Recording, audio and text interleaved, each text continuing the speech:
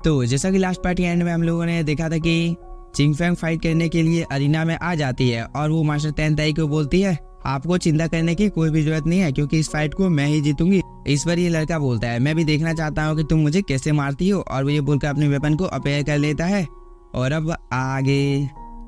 इस एपिसोड की शुरुआत में इस डिसाइपल ने चिंगफेंग के ऊपर अटैक करना शुरू कर दिया था, लेकिन चिंगफेंग इसके अटैक को बहुत ही आसानी के साथ में डॉज कर लेती है और इसे जैसे ही मौका मिलता है वो अभी बिना कोई टाइम जाए कि इस डिसाइपल के ऊपर कंटिन्यू हमला करने लगती है, जिसे देखकर एक पल के लिए ये डिसाइपल भी थोड़ा सा शॉक हो जाता है क्योंकि चिंगफेंग की स्पीड बहुत ही ज़्यादा होती है और वो जितने भी अटैक चिंगफेंग के ऊपर कर रहा था वो बहुत ही आसानी के साथ में इन सभी को डॉज कर ले रही थी। और साथ ही चिंगफेंग को जैसे ही मौका मिलता है वो इस डिसाइपल के ऊपर एक अटैक कर देती है, जिसकी वजह से वो दूर जाकर गिरता है और इस मौके का फायदा उठाकर चिंगफेंग दोबारा से एक जानलेवा हमला इस डिसाइपल के ऊपर कर देती है, लेकिन इस डिसाइपल ने भी इस अटैक को डॉज कर लिया था और जिसकी वजह से चिंगफेंग को थोड़ा सा गुस्सा आ जाता है और वो इस डिसाइपल की ओर देखने लगती है। तभी यह डिसाइपल अपने स्पेयर को गोल गोल घुमाने लगता है, जिसकी वजह से यहाँ पर एक बहुत ही हैवी अमाउंट में एनर्जी रिलीज होने लगती है, जिसे देखकर चिंगफेंग जरा सी भी नहीं घबराती है। इधर डिसाइपल ने इस अटैक को क्रिएट कर लिया था और वो चिंगफेंग के ऊपर अटैक करने के लिए आने लगता है, लेकिन चिंगफेंग ने इस अटैक को अपनी जगह से हटकर डॉज कर लिया था, जिसे देखकर यह डिसाइपल बिना कोई टाइम जाए कि अपने दूसरे मूव से चिंगफेंग के ऊपर अटैक कर देता है, जिसे रोकने में अब चिंगफेंग को भी प्रॉब्लम होने लगता है। लेकिन वो यहाँ पर हार नहीं मानती है और वो किसी तरह कर इस अटैक को रोकने की कोशिश कर रही थी। तभी यह डिसाइपल अपने अटैक को रोक देता है और वो चिंगफेंग का यहाँ पर मजाक उड़ाने लगता है कि तुम तो कुछ देर पहले बोल रही थी कि तुम मुझे बहुत ही आसानी के साथ में हरा दोगी, लेकिन अब तुम्हें यहाँ पर क्या हो गया है, क्योंकि मैंने तो अभी यहाँ पर अपने 10% पावर का भी यूज नहीं किया है और तुम्हें देखने से लग रहा है कि तुम इस फाइट को हारने वाली हो।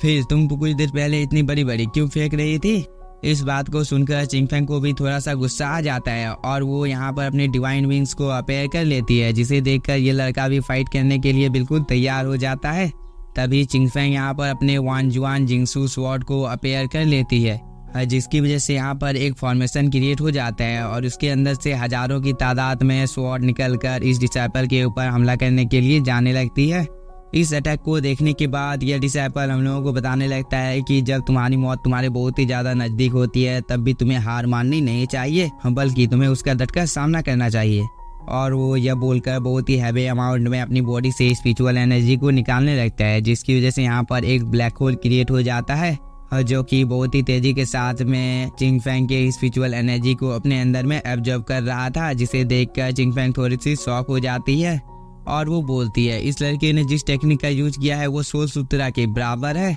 और अगर इस लड़के का भ्रमण सील कुछ ज्यादा देर तक एक्टिवेट रहा तो मैं इस फाइट को हार जाऊंगी। इधर इस डिसाइपल ने अपनी कुछ ज्यादा ही पावर का यूज कर दिया होता है, जिसकी वजह से वो थोड़ा सा इंजर्ड हो जाता है, लेकिन वो यहाँ पर हार नहीं मानता है और वो दोबारा से भ्रमण सील के 4th लेवल को एक्टिवेट करने लगता है, जिसकी वजह से यहाँ पर एक बहुत ही ज्यादा पावरफुल फॉर्मेशन क्रिएट होने लगता है, जिसके अंदर से एक ड्रैगन बाहर निकल कर आ जाता है जो कि दिखने से बहुत ही ज्यादा पावरफुल लग रहा था और वो सीधे जाकर चिंगफेंग के ऊपर अटैक करना भी शुरू कर देता है। इस चीज को देखकर यह डिसाइपल हंसने लगता है और वो चिंगफेंग को बोलता है तुम ज्यादा देर तक इस अटैक से बच नहीं सकती हो, इसलिए तुम यहाँ पर अपनी हार को स्वीकार कर लो, नहीं तो इस अटैक की वजह से तुम्हारी मौत भी हो जाएगी। इधर मास्टर तेनताई इन सब चीजों को देखकर बोलता है अगर मेरी बेटी की जान बचाने के लिए मुझे इस कंपटीशन के रूल को भी ब्रेक करना क्यों ना पड़े, मैं रूल ब्रेक करने से पीछे नहीं रहूंगा।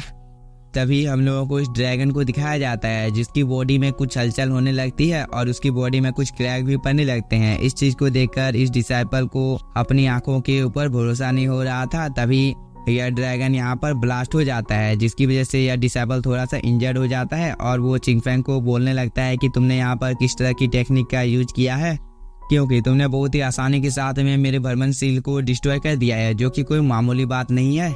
इस पर चिंगफेंग बोलती है तुम मुझे माफ कर देना क्योंकि मैं तुम्हें इस चीज के बारे में बता नहीं सकती हूँ क्योंकि तुम कुछ ही देर में यहाँ पर मरने वाले हो। इस पर यह डिसाइपल बोलने लगता है कि तुम प्लीज मुझे मत मारो, लेकिन तब तक चिंगफेंग ने इस डिसाइपल को जान से मार दिया था। लेकिन चिंगफेंग ने यहाँ पर इस डिसाइपल को मारने में अपनी कुछ ज्यादा ही स्पिरिचुअल एनर्जी का यूज कर दिया था, जिसकी वजह से उसकी हालत खराब होना शुरू हो गई थी। इस चीज को देखकर मास्टर तेनताई तुरंत ही चिंगफेंग के पास चला जाता है तभी यह एल्डर मन ही मन में बहुत ही ज्यादा गुस्से में आ रहा था और वो बोलता है, एक एक कर मेरे सभी डिसाइपल हार रहे हैं। इधर मास्टर तेनताई चिंगफेंग को बोलता है, तुम्हारी हालत अब कैसी है? इस पर चिंगफेंग नाम अपने सिर को हिला देती है। इस बात को सुनकर मास्टर तेनताई एक पिल को अपेयर कर लेता है और उसे चिंगफेंग को खिला देता है।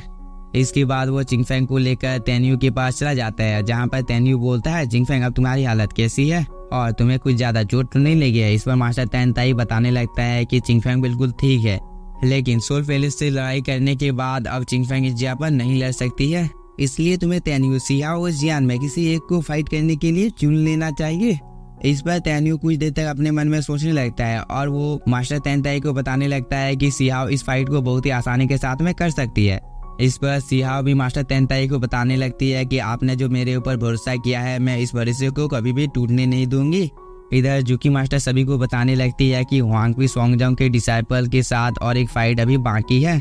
इस बात को सुनकर मास्टर तेनताई थोड़ा सा गुस्से में आ जाता है और वो बोलता है, जुकी मास्टर, तुम यहाँ पर नहीं चाहते हो कि तेन्यू अपने इंजरी को हील कर सके, इसलिए तुम बिना कोई टाइम जाए किए इस कंपटीशन को शुरू कर रही हो ताकि तेन्यू इस कंपटीशन में मारा जाए। इस पर जुकी मास्टर बोलती है, मास्टर तेनताई, आप इस चीज के बारे में बात नहीं कर सकते हो क्योंकि मैंने और सेक्ट मास्टर रुआन ने इस चीज के बारे में पहले ही बात कर ली है कि कौन कितना देर तक आराम करेगा, और यह हम लोगों के तीनों एशियन फैमिली की रूल बुक में भी नहीं है, इसलिए तुम इस मामले में कोई भी बात नहीं बोल सकते हो। तभी ये एल्डर भी जुकी मास्टर का साथ देते हुए बोलता है, जुकी मास्टर बिल्कुल सही बोल रही है। और मास्टर तेनताई, अगर आपको यहाँ पर तेन्यू की इतनी ही ज्यादा परवाह है तो आप अपनी हार को स्वीकार कर सकते हो। इस पर मास्टर तेनताई बोलता है, तुम दोनों मिले हुए हो और तुम दोनों ने ही हम लोगों के एंचेस्टर लोगों के रूल को बदलने की कोशिश की है। और वो ये बोलकर थोड़े से गुस्से में आ जाते हैं, लेकिन तभी तेन्यू मास्टर तेनताई को शांत कर देता है और वो बोलता है, आपको चिंता करने की कोई भी जरूरत नहीं है, क्योंकि भले ही मैं थोड़ा सा इंजर्ड हूँ, लेकिन अभी भी मेरे अंदर में इतनी ज्यादा पावर बची हुई है कि मैं जियांग जोंग के डिसाइपल को बहुत ही आसानी के साथ में मार सकता हूँ। इस पर मास्टर तेनताई बोलता है, तेन्यू, तुम बहुत ही ज्यादा बहादुर हो, और वो ये बोलकर अपनी जगह पर आ जाता है और वो जुकी मास्टर को बताने लगता है कि तुम बस यहाँ पर अब अपने डिसाइपल की लाशों को इकट्ठा करने का काम करोगी, क्योंकि तेन्यू अब एक एक करके सभी लोगों को जान से मारने वाला है।